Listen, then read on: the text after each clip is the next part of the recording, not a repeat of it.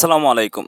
সম্প্রতি সংযুক্ত আরব আমিরাত এবং পাকিস্তানের মধ্যে একটি চুক্তি স্বাক্ষরিত হয়েছে, যার ফলে দুই দেশের নাগরিকরা একে অপরের দেশে ভ্রমণের ক্ষেত্রে প্রবেশ ভিসা ছাড় পাবেন। এটি নিঃসন্দেহে দুই দেশের কূটনৈতিক সম্পর্কের একটি ইতিবাচক পদক্ষেপ। বর্তমানে অনেকেই প্রশ্ন করেছেন, কেন বাংলাদেশের নাগরিকদের ভিসা পাওয়া এত কঠিন, কেন অন্য দেশের নাগরিকরা সহজে ভিসা পান, বাংলাদেশের বেলায় কেন এত জটিলতা। এর প্রধান কারণ হলো জাল সার্টিফিকেট, ভুয়া নথিপত্র, মিথ্যা তথ্য এবং বেআইনি এজেন্সির মাধ্যমে বিদেশে যেতে চেয়েছেন বা গেছেন। এসব কাজের কারণে অনেক দেশ বাংলাদেশের উপর ভিসা বিধিনিষেধ আরোপ করেছেন।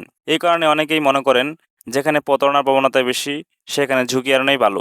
তারা চায় না এমন কাউকে প্রবেশ করতে দিতে যারা নিয়ম ভেঙে আইন না মেনে দেশের ভিতরে সমস্যা তৈরি করতে পারে। তাহলে আমাদের করণীয় কি? আমাদের করণীয় হলো, আমরা যদি সত্যিই চাই সহজে ভিসা পেতে, বিশ্বে মর্যাদা পেতে, আমাদের ভবিষ্যৎ প্রজন্মকে বৈধ পথে বিদেশ পাঠাতে, তাহলে আমাদের সবাইকে নিজেদের ভিতর থেকে পরিবর্তন আনতে হবে। ভুয়া ডকুমেন্টস তৈরি বন্ধ করতে হবে, প্রতারক দালালদের বিরুদ্ধে দাঁড়াতে হবে, সৎভাবে বিদেশ যাওয়ার চেষ্টা করতে হবে, সরকারি ও বৈধ প্রক্রিয়া অনুসরণ করতে হবে। এসব মানলেই আমরা হয়তো আবার দুবাইয়ের ভিসা পেতে পারি। ধন্যবাদ।